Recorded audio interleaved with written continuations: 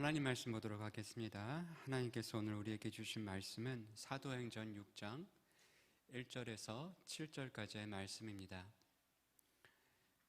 우리 함께 합독하시겠습니다. 그때 제자가 더 많아졌는데 헬라파 유대인들이 자기의 과부들이 매일의 구제에 빠짐으로 히브리파 사람을 원망하니 12사도가 모든 제자를 불러 이르되 우리가 하나님의 말씀을 제쳐놓고 접대를 일삼는 것이 마땅하지 아니하니 형제들아 너희 가운데서 성령과 지혜가 충만하여 칭찬받는 사람 7을 택하라. 우리가 이 일을 그들에게 맡기고 우리는 오로지 기도하는 일과 말씀 사역에 힘쓰리라 하니 온 무리가 이 말을 기뻐하여 믿음과 성령이 충만한 사람 스데반과 또 빌립과 브로고로와 니가노르와 디몬과 바메나와 유대교에 입교했던 안디옥 사람 니골라를 책하여 사도들 앞에 세우니 사도들이 기도하고 그들에게 안수하니라. 하나님의 말씀이 점점 왕성하여 예루살렘에 있는 제자의 수가 더 심히 많아지고 허다한 제사장의 무리도 이 도에 복종하니라. 아멘. 누군가 이런 말을 하였습니다. 모든 일에 또 모든 것에 가장 중요한 것이 기본이다. 기본. 예를 들어 자동차에 많은 부속품이 있고 많은 중요한 것이 있겠지만 그 중에 가장 중요한 것이 있다면 그것은 바로 엔진이다. 다른 곳은 망가져도 엔진만 튼튼하면 자동차는 오래 사용할 수 있다라는 말을 하였고, 또 운동선수도 아무리 잘하는 운동선수이지만 슬럼프에 빠질 때가 있지 않습니까? 그러한 운동선수도 다시 기본을 다지고 기본부터 기본기를 다져서 다시 시작하면 다시 재기할 수 있다라는 말을 하였고, 또 산에서 길을 잃으면 어떻게 해야 되는가? 길을 찾아 헤매는 것이 아니라 기본부터 다시 시작해야 한다. 즉 정상으로 올라가서 다시 처음부터 시작을 해야 한다라는 말을 하였습니다. 정말 그런 것 같습니다. 가장 중요한 것이 기본입니다. 기본만 흔들리지 않으면 모든 것이 흔들리지 않는 것입니다. 아니, 삶이 다시 흔들린다고 한들 다시 기본으로 돌아가 다시 재정립하면은 다시 재기할 수 있고 다시 시작할 수 있다라는 것입니다. 초대교회에 문제가 생겼습니다. 외부로부터 들어오는 문제가 있었고 내부에서 문제가 또한 있었습니다. 외부로부터 들어오는 문제는 무엇이었는가? 핍박이었죠. 믿는 사람들을 핍박하고 감옥에 가두고 죽이는 일이었습니다. 하지만 외부로부터 들어오는 문제는 문제가 아니었습니다. 오히려 교회를 더 강하게 하였고 오히려 교회를 더 하나 되게 하는 계기가 되었습니다. 실제적인 문제는 내부에서 일어났습니다. 오늘 말씀에 보니까 6장 1절, 그때 제자가 더 많아졌는데 헬라파 유대인들이 자기의 과부들이 매일의 구제에 빠짐으로 히브리 사람을 원망하였다라고 말하고 있습니다. 이 구절을 원문과 영어로 이렇게 보니까 어떠한 의미인가? 헬라파 유대인들, 즉 과부들이 원망을 했다라는 거예요. 자신들보다 히브리파 과부들이 더 많은 구제품을 받게 된 것에 시기가 난 것이죠. 이게 공정하지 않다라는 말을 한 것입니다. 이 땅에 정말 완벽한 교회는 없는 것 같습니다.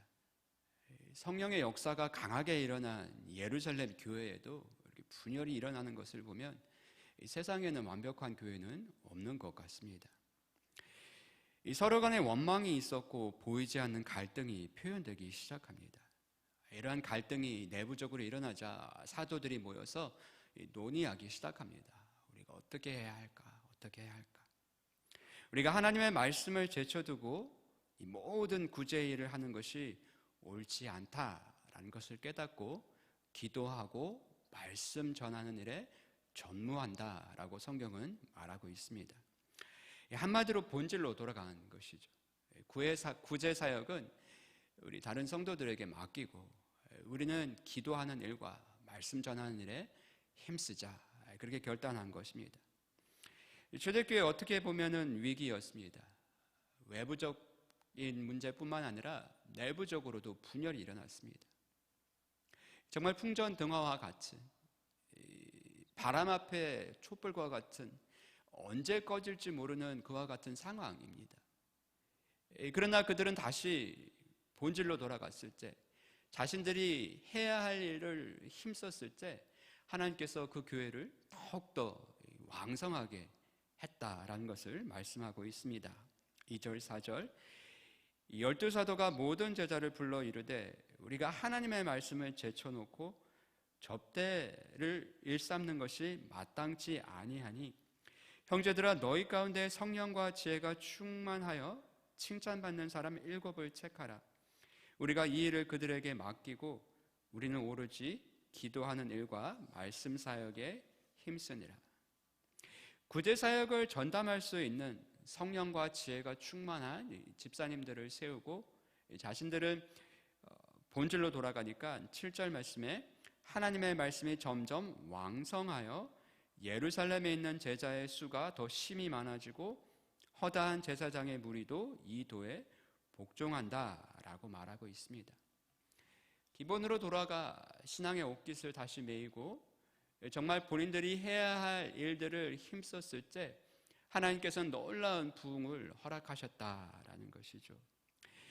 여러분 정말 그렇습니다. 위기의 순간, 위기가 아닙니다. 누군가의 말처럼 기회입니다.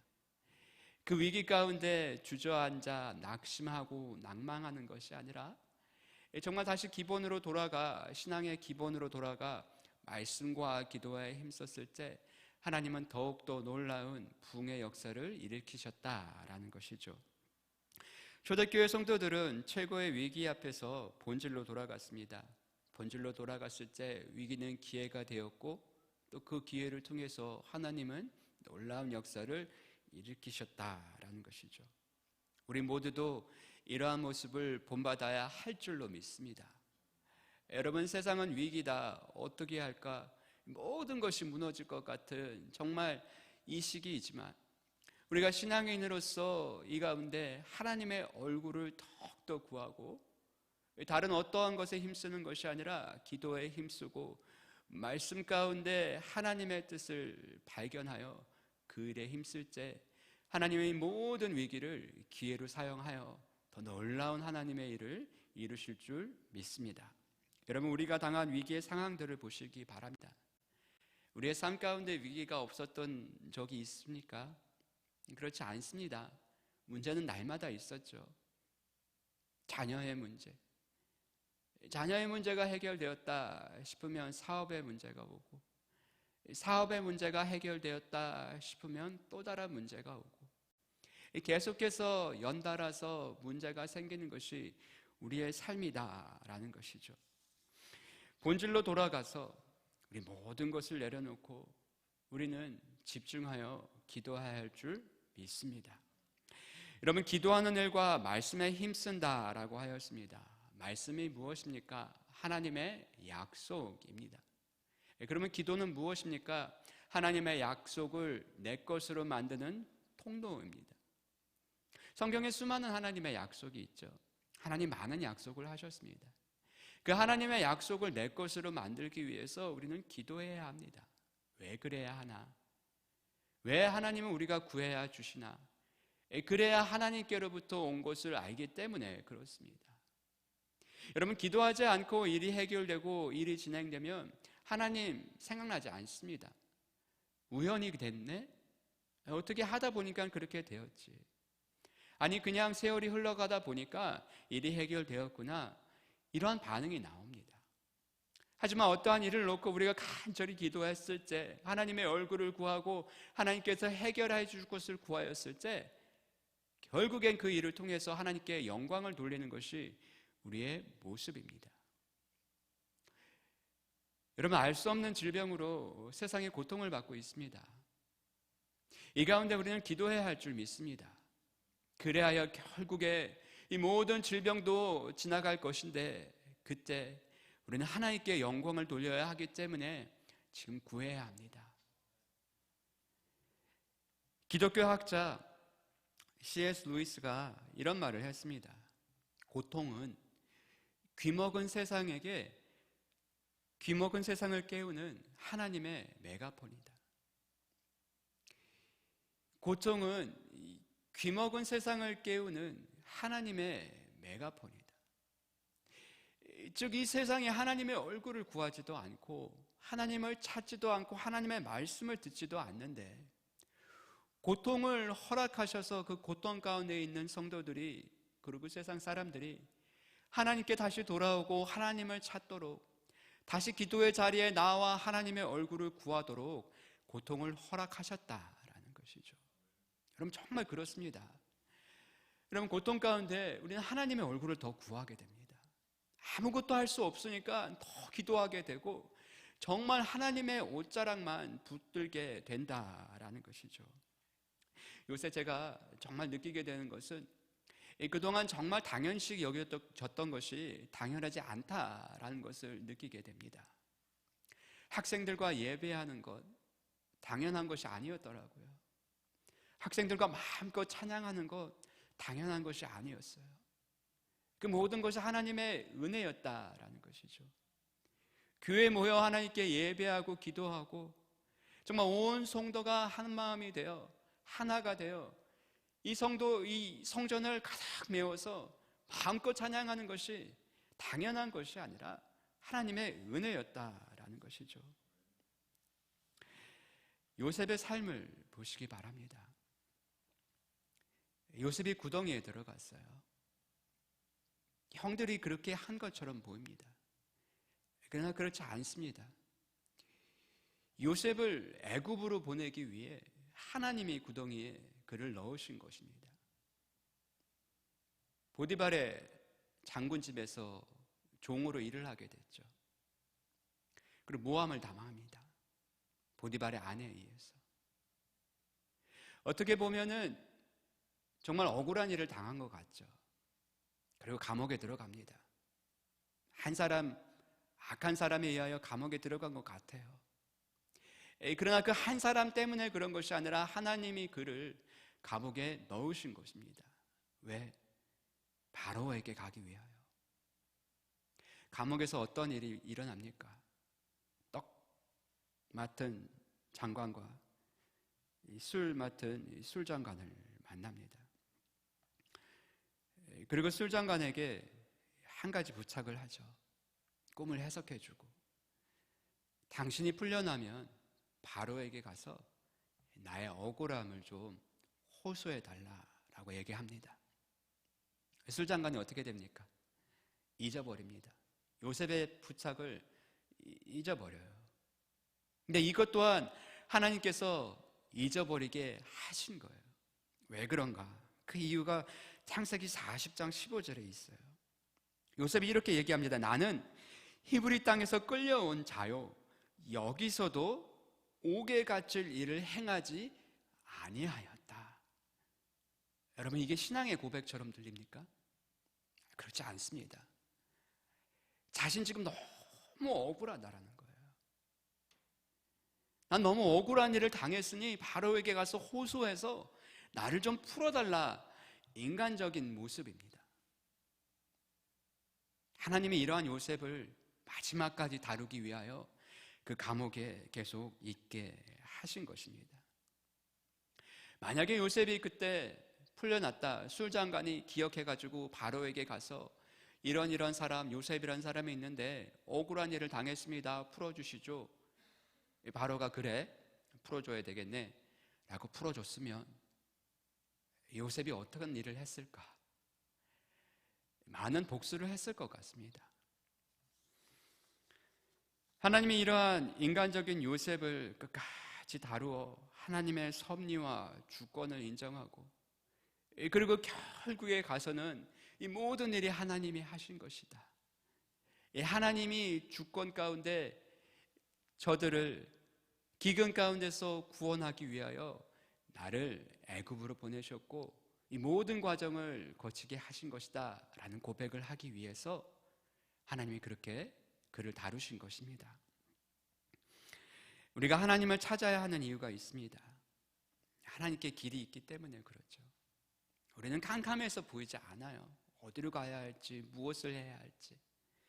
그러나 하나님은 분명히 보시고 계시기 때문에 우리는 하나님의 얼굴을 찾아야 할 줄로 믿습니다. 우리가 잘 아는 찬송가, 제가 어제 말씀을 잠깐 준비하다가 생각이 난 찬송인데 524장입니다. 우리가 이따 부를 텐데 그 가사가 이렇죠. 갈 길을 밝히 보이시니 주 앞에 빨리 나아갑시다. 우리를 찾는 구주 예수 곧 오라 하시네. 우리를 오라 하시는 말 기쁘게 듣고 즐겨하세. 구주를 믿기 지체 말고 속속히 나가세. 죄악 벗은 우리 영혼 기뻐 뛰며 주를 보겠네.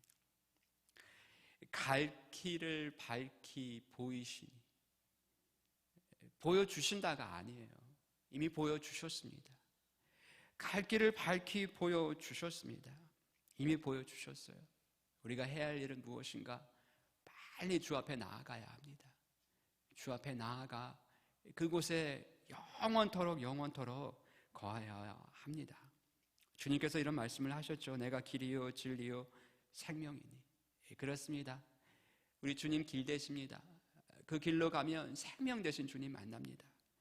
진리 되신 주님 만납니다. 세상에서 방황하지 말고 우리 길 되시는 주님께 나아가 생명을 얻고 삶을 얻고 기쁨을 얻고 영원토록 평안을 얻는 우리 모두가 되기를 바랍니다. 초대교회 어떻게 보면 위기였어요. 내부적인 문제뿐만 아니라 외부적인 문제까지 정말 어려움에 둘러싸여 있었습니다. 하지만 그들은 지혜로웠어요. 우리가 무엇을 해야 할까? 기본으로 돌아가자. 우리가 말씀과 기도, 다시 주님 앞에 서자. 그것은 기회가 되었습니다. 사랑하는 성도 여러분, 기도할 때입니다. 말씀 보고 하나님의 뜻 깨달을 때입니다.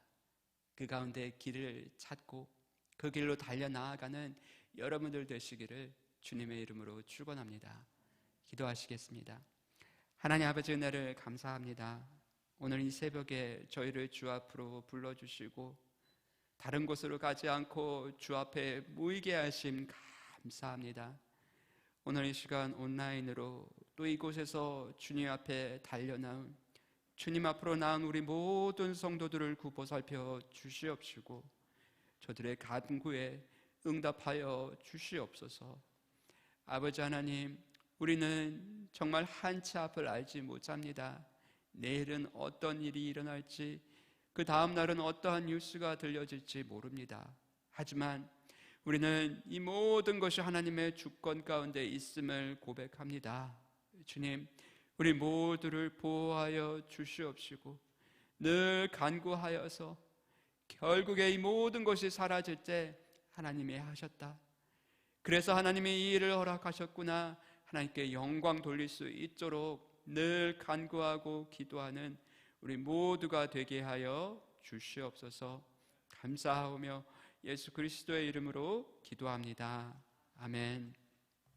찬송가 524장 우리 찬송하시겠습니다. 우리 힘차게